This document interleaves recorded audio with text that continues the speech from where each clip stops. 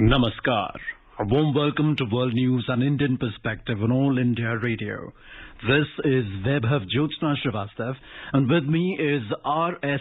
Raghu, bringing glimpses of the major developments of the day from across the globe. Over the next half an hour, we shall bring you the latest from the world of politics, economy, sports, entertainment, and more. The headlines. Prime Minister Narendra Modi speaks to British counterpart Boris Johnson, reviews progress on India-UK Agenda 2030. United States asserts that the Taliban will be judged on its actions, not only words, after first face-to-face talks with Taliban since troop withdrawal in Doha. New Delhi says China's unilateral attempts to alter status quo and violation of the bilateral agreements responsible for situation in eastern Ladakh. Iraq's parliamentary elections witnesses low voter turnout. India and Kyrgyz Republic have a shared approach to developments in Afghanistan, says External Affairs Minister Dr. S. Jaishankar. 3 US-based economists win the Nobel Prize for Economics for work on natural experiments, and France beats Spain to win the second edition of the Uefa Nations League Championship.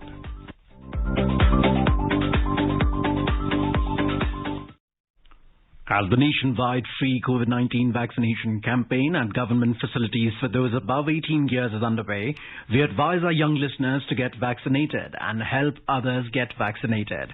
We also advise our listeners not to lower their guard as COVID-19 remains a threat to our health. Please stay at home unless it is essential to go out and continue to follow these 3 simple steps. Wear a face mask, maintain 2 gaz ki duri for social distancing, and focus on hand and face hygiene. For any COVID-related information and guidance, contact the national helpline numbers 011-2397-8046 and 1075. And now, the news in detail. Prime Minister Narendra Modi spoke to his British counterpart Boris Johnson on Monday and reviewed progress on the India-UK Agenda 2030. The 2 leaders discussed the strength of the UK-India relationship and welcomed the progress made on the 2030 roadmap since it was agreed by the 2 prime ministers in May. The leaders looked forward to the upcoming visit of the UK Carrier Strike Group to India and the deepening of the UK-India strategic partnership. They exchanged views on climate action in the context of the forthcoming COP26 in Glasgow. Mr. Johnson noted that India already led the world in renewable technology and expressed hope towards achieving net zero emissions. Prime Minister Modi and his British counterpart discussed the shared fight against coronavirus and the importance of cautiously opening up international travel. In this light, both leaders welcomed the UK's recognition of Indian vaccine certification. Starting Monday, the 11th of October, no quarantine is required for Indian travellers visiting the UK who are fully vaccinated with Covishield or any other UK-approved vaccine. The leaders also talked about the current situation in Afghanistan. They agreed on the need for a coordinated international approach to engagement with the Taliban, emphasizing the importance of upholding human rights in the country. Prime Minister Narendra Modi will participate in the G20 Extraordinary Leaders Summit on Afghanistan in virtual format on Tuesday at the invitation of the Italian presidency of the G20. The External Affairs Ministry said the agenda of the meeting will include a discussion on response to humanitarian needs and access to basic services and livelihood. Security and the fight against terrorism, mobility, migration and human rights will also be discussed. The G20 comprises 20 of the world's major economies and is an important platform to help build international consensus and facilitate a coordinated approach between multilateral organizations, including the UN and its agencies, and global and regional actors to address the worsening humanitarian crisis in Afghanistan. The USA asserted that the Taliban will be judged on its actions, not only on its words. An interagency delegation of the USA had traveled to Doha, Qatar, to meet with senior Taliban representatives on Sunday. The US delegation focused on security and terrorism concerns and safe passage for US citizens, other foreign nationals and its Afghan partners, as well as on human rights, including the meaningful participation of women and girls in all aspects of Afghan society. The 2 sides also discussed the United States' provision of robust humanitarian assistance directly to the Afghan people. According to reports, Afghanistan's Taliban-appointed Foreign Minister Amir Khan Muttaqi said the two sides had agreed to uphold the terms of the Doha Agreement signed in 2020. This was the first time since the withdrawal of US forces from Afghanistan in August that the US officials met Afghanistan's ruling Taliban for face-to-face talks. Meanwhile, India has strongly condemned the terrorist attack on a Shia mosque in Kunduz, Afghanistan, in which more than 100 Afghans were reported to have lost lives and several others were injured. The Ministry of External Affairs extended condolences and sympathies to the families of the victims during their difficult time. It said India stands committed in the fight against the scourge of terrorism and reiterates the importance of combating terrorism in Afghanistan. The ministry said India stands with the people of Afghanistan and hoped that perpetrators of this attack would be identified and brought to justice expeditiously. Meanwhile, the United States and Britain warned their citizens to avoid hotels in Afghanistan days after the deadly attack at Kunduz. According to reports, the U.S. State Department, citing security threats, called for U.S. citizens at or near the Serena Hotel to leave immediately. As part of its maiden operational deployment, the UK Carrier Strike Group CSG-21 will sail over 26,000 nautical miles, engaging with 40 countries from the Mediterranean to the Indo-Pacific and back. In a statement, the UK government said that from defending democratic values and tackling shared threats to seizing new trade opportunities through engagements with Singapore, the Republic of Korea, Japan, India and others, the deployment marks a step change in UK engagement in the region. The UK had, earlier this year, made the Indo-Pacific a focus in its integrated review, which lays out the broad contours of the nation's foreign policy. The statement added that the UK is already investing significantly in the region. It said that Singapore is one of over 40 countries which the Carrier Strike Group will visit or exercise with during its global deployment. Preliminary results of Iraq's parliamentary election showed a low voter turnout at around 41%. Iraq went into parliamentary polls on Sunday. The election was held earlier than scheduled in response to protests across the West Asian nation over corruption and general dissatisfaction. The Independent High Electoral Commission on Monday said that preliminary results show turnout from Sunday's election was 41%. According to reports, this is down from 44% in the 2018 elections, which was an all-time low. Tens of thousands of people had taken to the streets to protest endemic corruption, poor services and rising unemployment. Earlier, ahead of the elections, a group of countries including the USA, Australia, Canada, Germany, New Zealand and the United Kingdom, amongst others, welcomed the Iraqi Independent High Electoral Commission's IHEC preparations. The 13th round of India-China Corps Commander level meeting was held at Chushul-Moldov border meeting point on Sunday. During the meeting, the discussions between the two sides focused on resolution of the remaining issues along the LAC in eastern Ladakh. In a statement, the External Affairs Ministry said that the Indian side pointed out that the situation along the LAC had been caused by unilateral attempts of the Chinese side to alter the status quo and in violation of the bilateral agreements. It added that during the meeting, the Indian side therefore made constructive suggestions for resolving the remaining areas, but the Chinese side was not agreeable and also could not provide any forward-looking proposals.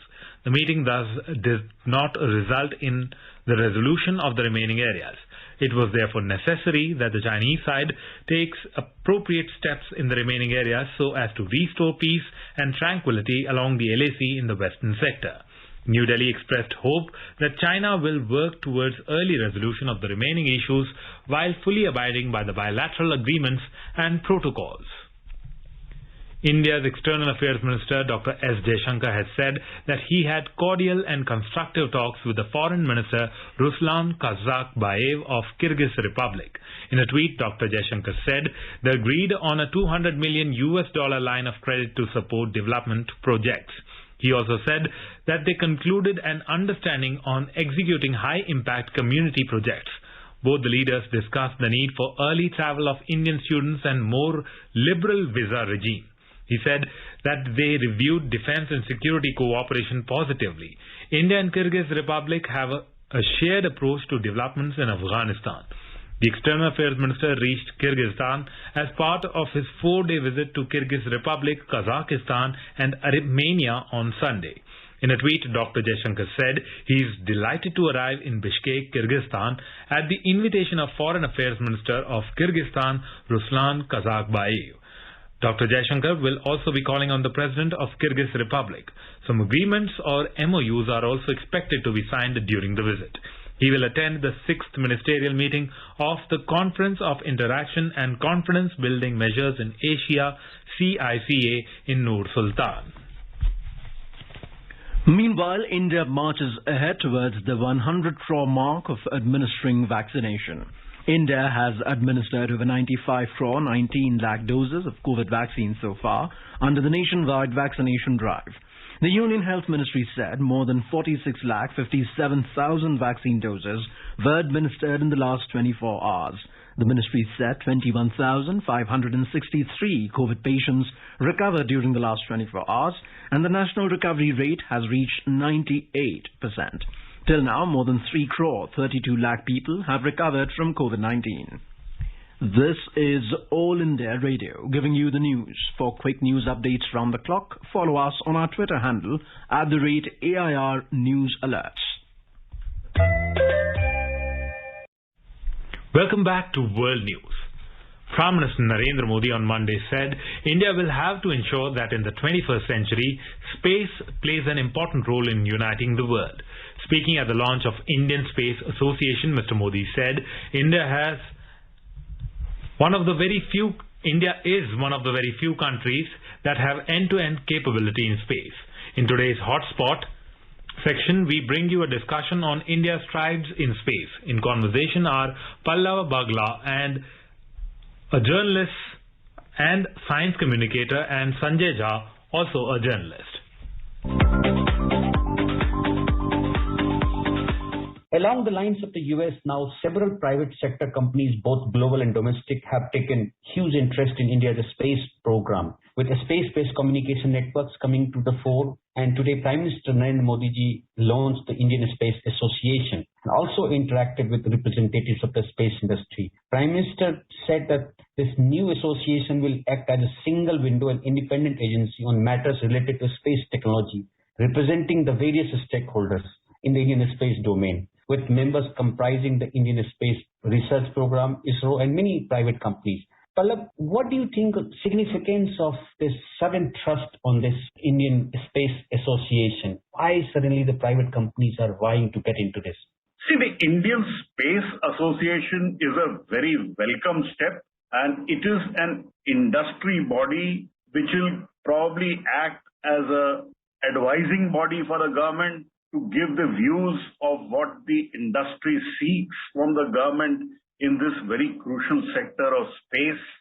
Space touches everybody's lives, almost from the cradle to the grave now. So when you go to an ATM machine to withdraw money, there is a linkage to the satellites and space. Everywhere, from Google Maps to use of weather data, space is there everywhere. Until now, almost all the space technology in India was totally controlled by one organization, which is the Indian Space Research Organization and the Department of Space. Now, with this proposed unlocking of the space sector, the private players will get a better hold into the space sector. Till now, they were just vendors, but they could now be full-fledged players. So I think the inauguration of the Indian Space Association is a very welcome step. And this is not a regulatory body. This is not a body which will set policy. This is a body of the industry which will work alongside with the government to make sure that space technologies reach the 1.35 billion Indian population and gives them the maximum benefit. Recently, we have seen several Indian and international companies have bet on satellite communication as the next frontier to provide internet connectivity at the retail level. We still in India, we see at many places the internet speed is very, very slow, especially in the rural areas, And after Corona, we have seen the online classes are happening, banking is happening. Most of our life is now switching slowly to digital. So there is a new trust on satellite internet. And suddenly we see companies like SpaceX, Starlink, our own Sunil Bharti Mittal's OneWeb, Amazon's Project Copier, Americans doing it. Like OneWeb, for example, is building its initial constellation of 648 low orbit satellites and has already put 322 satellites into orbit. How would this new phase of communication expansion would help India and Indian economy? Oh, there is no doubt. See, today the world has become highly digital, and the COVID-19 pandemic has shown how digital India could really move ahead during those lockdowns and continue doing some of its activities because things were digital and the internet was there. Especially the fact how schools and colleges were able to conduct online classes is a very important fact. Very soon, India is going to be reaching the 100 crore vaccination mark, and the COVID platform has played a critical role in India reaching the 100 crore mark, which it should very soon. And all of that was enabled through the internet and digital services. And as you rightly pointed out, there are places in India where the internet speed is still slow. And one needs to get internet access and broadband internet access to all areas of India. There is this very big effort to provide fiber-based internet to all districts and all blocks. Certainly, there is no comparison to fiber optic-based speeds, but some of the connectivity could certainly come through satellite internet. And this new announcement that OneWeb, part of Sunil Bharti Mittal's company, is going to be partnering with the Indian Space Research Organization and using the Polar Satellite Launch Vehicle and the Geosynchronous Satellite Launch Vehicle Mark III to launch some of its satellites from India is certainly a step in the right direction. Satellites can give you seamless connectivity, but really high speeds come through optical fibers, and we have a very large optical fiber network on which the government is working. But the areas where there is no internet, so the experts are saying that satellite internet will be essential for broadband inclusion in those remote areas and sparsely populated areas of Northeast and many other parts of the country. Will satellite telephony, satellite internet will become the solution for these areas? One will have to wait and watch. See, India already has over 1 billion mobile phones. So there is very widespread availability of voice communication across the country. And today, there are very, very few areas where you don't get cell phone tower coverage and cellular network coverage. Yes, now if you want at the peaks in the Himalayas internet coverage, then certainly you need satellites to do that. And towards that, India and ISRO had launched the satellite which would enable some of that. And now with the private sector coming in, that would certainly be an opportunity. But for that, I think what we need, and some of the industry leaders pointed out even to the Prime Minister, that the country urgently needs the space communications policy. Right now, the space communication policy is under discussion, and the final draft is almost ready, as some of the experts pointed out. But the final fully drafted version needs to be made so that the industry can prepare for future. And that would be a big enabler. One thing which the Prime Minister pointed out, which I think is worth mentioning, is that in the 20th century, space and space technology was more like a divider among the world. So there were divisions in the world of haves and have-nots. In the 21st century, Prime Minister Narendra Modi thinks that with India stepping in a big way, and space technology, which India certainly has end-to-end capabilities, can be a unifier. I think that is a very nice way of looking at the future of space technology, because if you look at space as a unifier, that is a very important way, and also says how India's visionaries who laid the foundations of the space program in India, they also viewed space as a technology which would help the last mile and the last person. So space as a unifier is a wonderful concept, and I think India can certainly lead the way. But India still has a very small part of the global space market. If India has to leapfrog and compete with the big daddies of the United States of America, Europe, and Russia, then there is a lot more that needs to be done, and the industry also needs to bootstrap and do new and innovative research and development and create its own intellectual property. But space as a unifier is a beautiful concept. Thank you so much for your time, Pallav Baglaji. Pleasure speaking to you.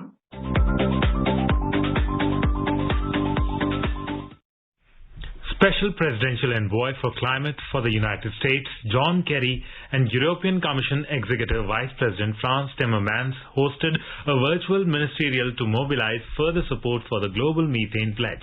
Enlisting additional countries to join the Global Methane Pledge, on Monday, the ministerial said that European Union and 8 countries have already indicated their support for the Global Methane Pledge. A report. According to the 6th assessment report of the Intergovernmental Panel on Climate Change IPCC, methane, a potent greenhouse gas, accounts for about half of the 1 degree Celsius net rise in global average temperatures since pre-industrial times. Methane is more than 25 times as potent as carbon dioxide at trapping heat in the atmosphere. Oil and gas systems, livestock rearing, and landfills are some of the major sources of methane emissions. The Global Methane Pledge is an initiative by the United States and the European Union to reduce global methane emissions. The initiative is to be launched at the UN Climate Change Conference COP26 in November in Glasgow. A statement from the White House said that countries joining the Global Methane Pledge commit to a collective goal of reducing global methane emissions by at least 30% from 2020 levels by 2030. The Global Methane Pledge and its potential benefits in curbing greenhouse gas emissions assumes significance in light of the grave findings of the 6th assessment report. The report calls for drastic and sustained measures to ensure net zero emissions globally to avert an impending climate catastrophe. Cutting down on methane emissions will be key to achieving this objective. This is Pawan for World News, AIR. India's Minister of Housing and Urban Affairs Hardeep Singh Puri has called for promoting new and innovative low-carbon technologies that ensure housing for all, service delivery and better mobility for all. He was addressing an event to mark the UN World Habitat Day 2021 today in New Delhi with the theme of Accelerating Urban Action for a Carbon-Free World. Speaking on the economic and environmental imperatives for Indian cities, Mr. Puri said, India's per capita emission of greenhouse gases is quite low as compared to other developed countries. 3 US-based economists have won the 2021 Nobel Prize in the field of economics for pioneering the use of natural experiments to understand the causal effects of economic policy and other events. They were US-based Canadian David Card, Israeli-American Joshua Ungrist, and Dutch-American Guido Imbens. The Nobel Committee said in a statement that the researchers were honored for providing new insights about the labor market and showing what conclusions about cause and effect can be drawn from natural experiments. Minister of State for External Affairs Meenakshi Lekhi today addressed the high-level meeting to mark the 60th anniversary of Non-Aligned Movement NAM in Belgrade, Serbia. In her address, Ms. Lekhi, as the special envoy of the Prime Minister, underscored the need to strengthen the role and influence of NAM on global outcomes. She also stressed the need to check divisive tendencies so that the voice of the Global South remains unified. The Minister of State focused on contemporary issues of tackling COVID-19 pandemic, terrorism and climate change. Ms. Lekhi noted that the founding leaders had envisaged the non-aligned movement as a way to carve out autonomous space on the geopolitical landscape for the developing countries. 20-year-old Aditi Maheshwari from Rajasthan spent a full day leading the British High Commission in New Delhi after winning a competition. Aditi, who aspires to join the Indian Administrative Service, is the 5th winner of the Indian edition of the High Commissioner for a Day competition. In a statement, the UK government said that as the UK's top diplomat in India, Aditi experienced a broad variety of diplomatic activity. Mr. Alex Ellis, who became Deputy High Commissioner for the day, said that the UK is working with India to provide a platform for young women like Aditi to help them reach their potential. And now a report from the business world. At the stock markets, rising for the third straight day, Sensex at the Bombay Stock Exchange gained 77 points or 0.1% to end at an all-time high of 60,136 today. Nifty at the National Stock Exchange rose 51 points or 0.3% to a record high of 17,946. At the domestic forex market, rupee slipped 37 paise to end at a 15-month low of 75 rupees and 36 paise against the dollar. Amongst the global markets, Asian markets ended mostly higher today. So Japan's Nikkei 225 index climbed 1.6%, Hong Kong's Hang Seng index jumped nearly 2%, and Singapore's Straits Times index ended marginally higher, but China's Shanghai Composite index ended marginally lower. Stock market in South Korea was closed for a holiday. In Europe, London's FTSE 100 had gained 0.2%, but France's CAC 40 had fallen 0.4% and Germany's DAX had dropped 0.5% in intraday trade. Global crude prices rose more than $2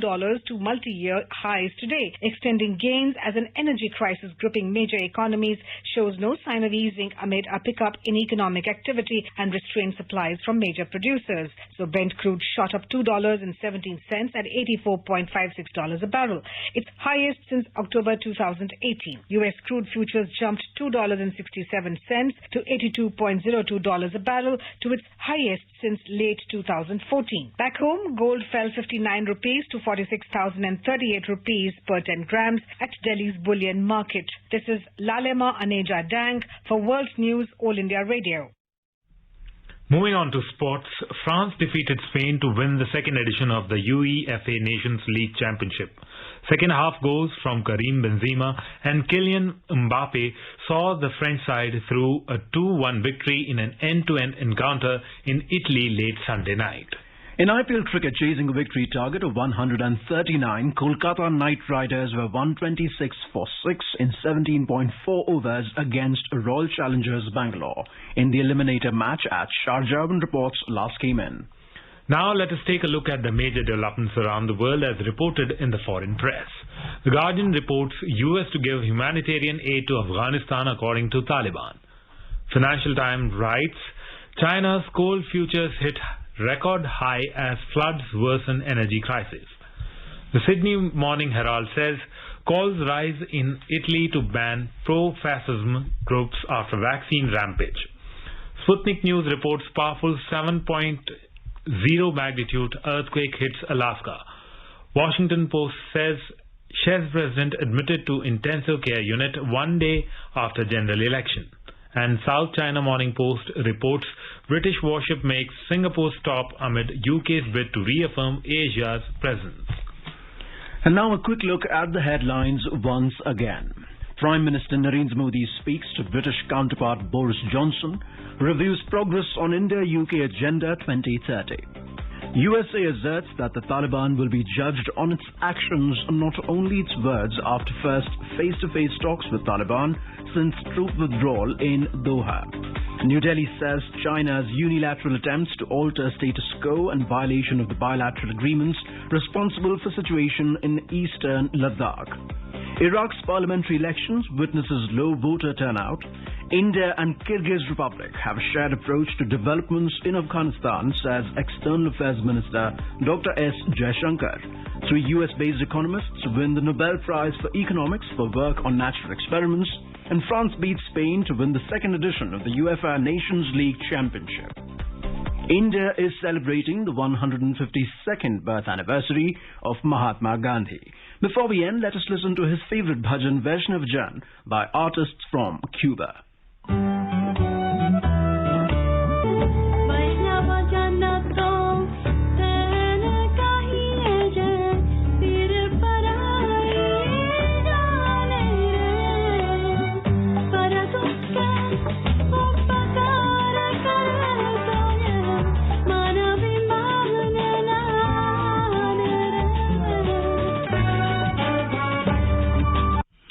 And with that, we end this bulletin. We'll be back at the same time tomorrow with the next edition of World News.